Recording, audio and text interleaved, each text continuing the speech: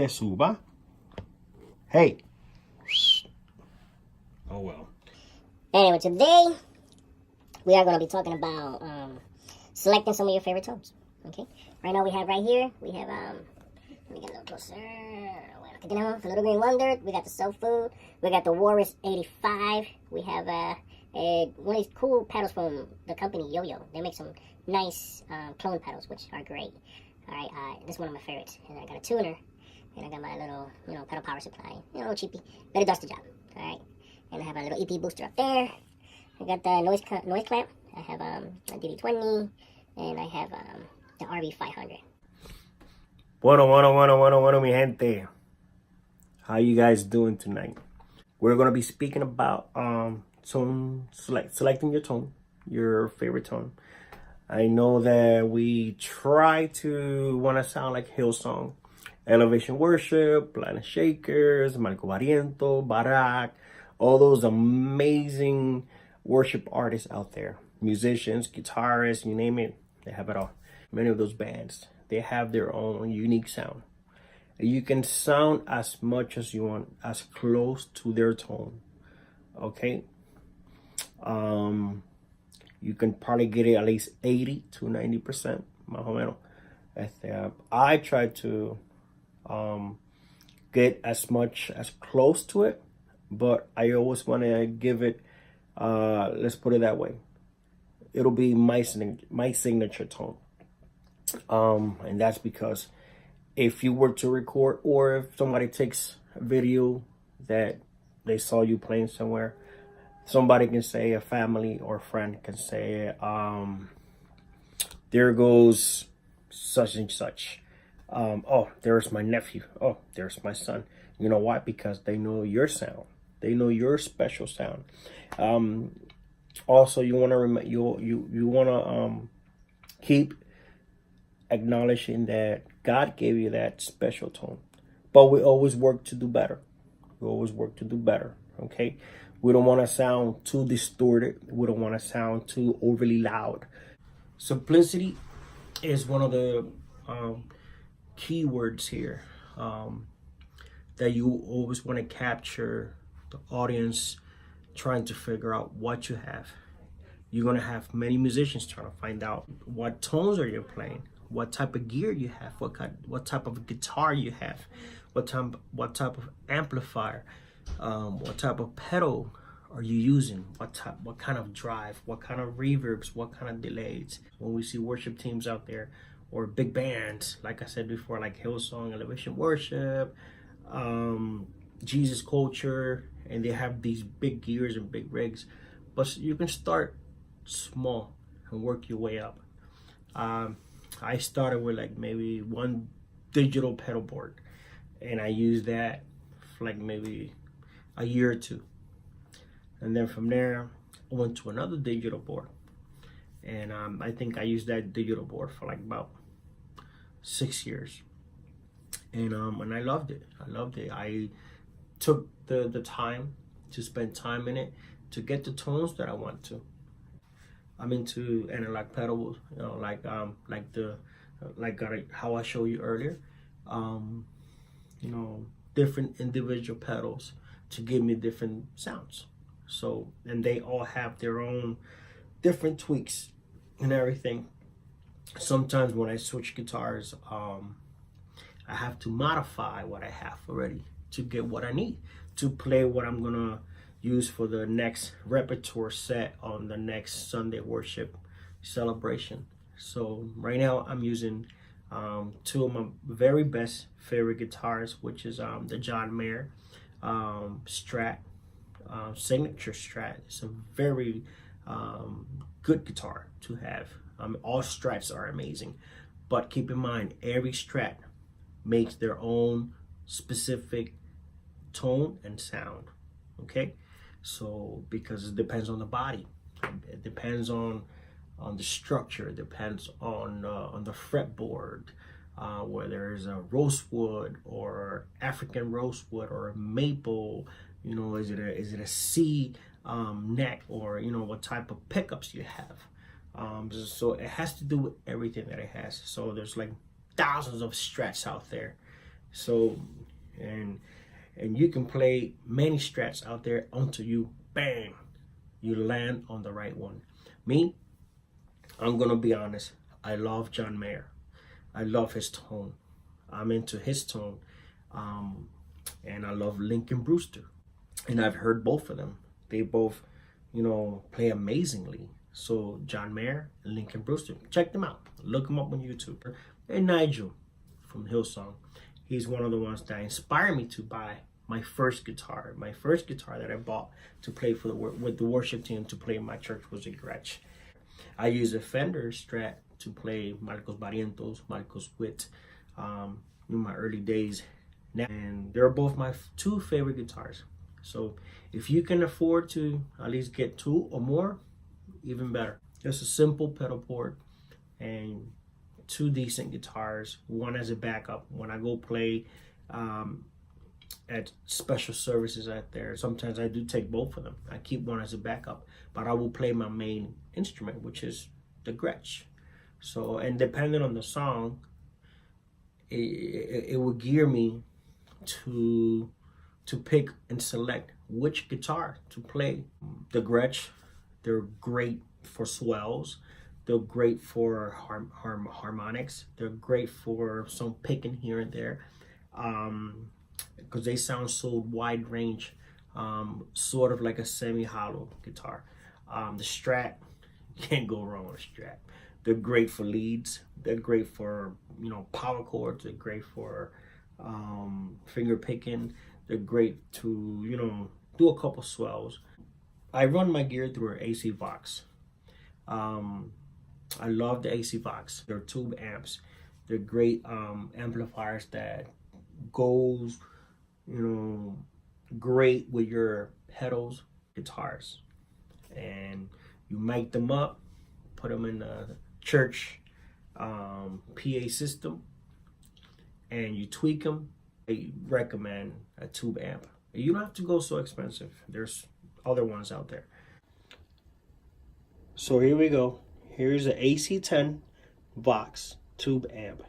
It's a great amp to use for your rig, for your guitars, and your pedals. Saw my settings here. I don't know if you can see very well. This one doesn't have many choices. It's a very simple amp. The other big ones have a couple more choices to it. It has presence. It have two volumes. It has a boost, depending which one you have. So on this one, I keep the gain just a little bit there. Bass, I keep it, under the 12. My trebles, sometimes I use it in the middle or around 2 o'clock. Reverb, I don't use much, because if you're using your pedal board and you have a reverb pedal, and there's no sense to use much in your amplifier. I mean, you can probably use just a tab, just about it. Volume, have a little bit of volume here. Here's the things with volumes.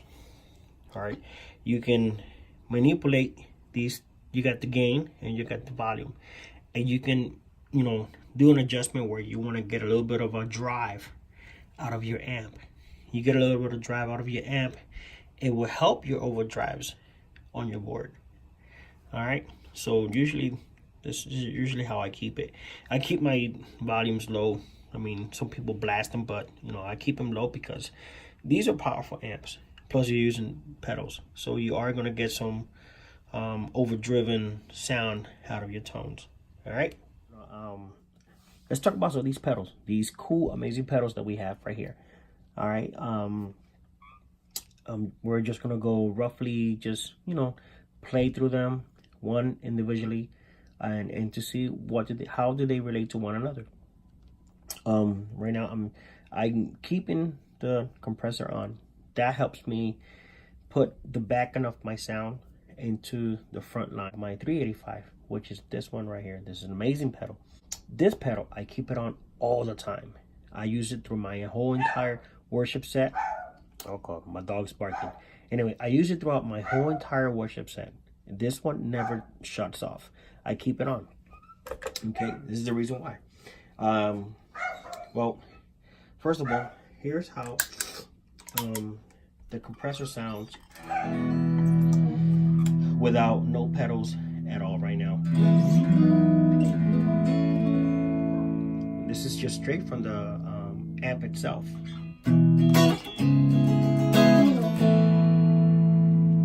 Alright, so if I kick it in, you know.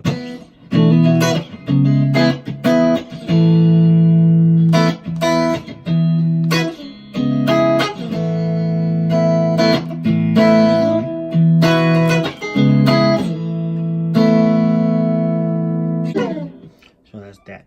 But I like to kick in my drive. It's my favorite drive, and I keep that drive all the time on.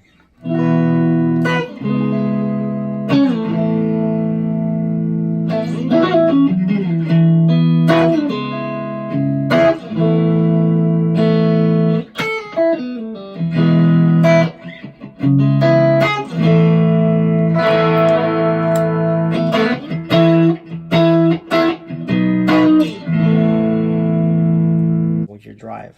Okay, so I use that, like I said, I use that one on all the time. It's a lovely pedal.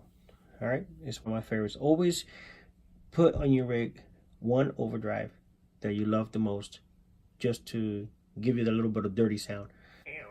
So all right, so here goes.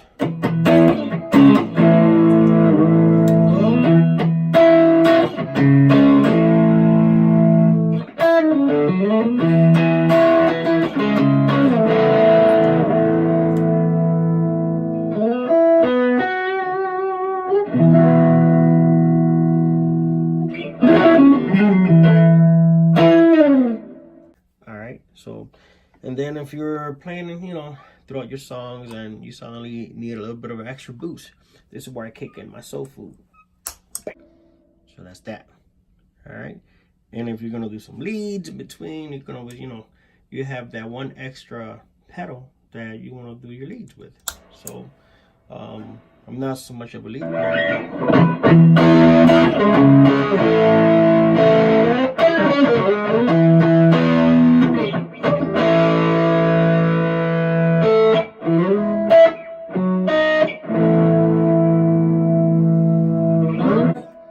So that's pretty much the job for that one. So that one pretty much stays off all the time. Here's my delay right here. It's my favorite delay. I don't have a Big Sky or any other fancy delays, but I love this one. This one has been around for quite a long time. All right, so I use that one.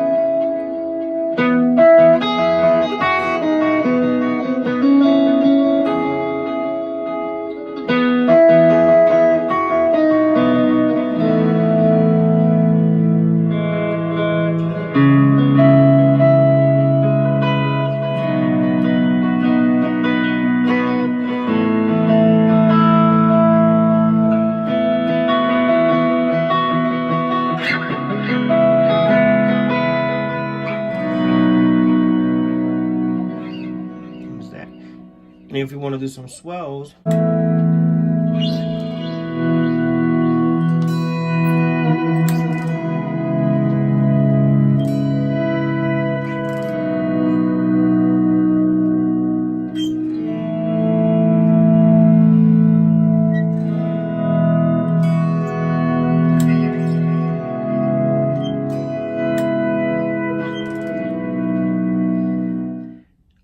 I hope that you enjoy this little small tutorial, and please, you know, take a moment and visit my channel. Leave your comments there. Your comments are very important to me, so that way I can do more research and get back to you guys. All right, so remember, a decent guitar, you know, like a Les Paul or a Gretsch or a Strat or even a Shure, those are very good pedals. That's a blooper. Those are very good guitars. All right, and then, you know, pedals, you know, save your money. You know, go try them out. Take your gear to Sam Ash or Guitar Center or any music store. Bring your own gear, bring your own guitar, and try out pedals. That's the only way that you'll be able to be satisfied with what you're trying to purchase, you know, before you bring it home. Most of these pedals, I've taken my own guitar to try them out. Okay, is the easiest way. You know how many times I have bought a pedal and I've taken it, I've tried it over there at the store, and I enjoyed it. As soon as I go home and I try it on my own rig, it's like, it sounds blah. So I end up taking it back. So, you know, that's one of the tips. You know, take your own guitar, take your own instrument to a music store and try out the pedals before you take it home. That's one way to, you know, save your, you know, a back and forth, you know, save your monies before you buy something and you can't return it or can get credit for it. So, but anyhow, well, this is it, my friends and families. I hope that you enjoyed this video, and I hope to hear it from you. All right, so God bless you.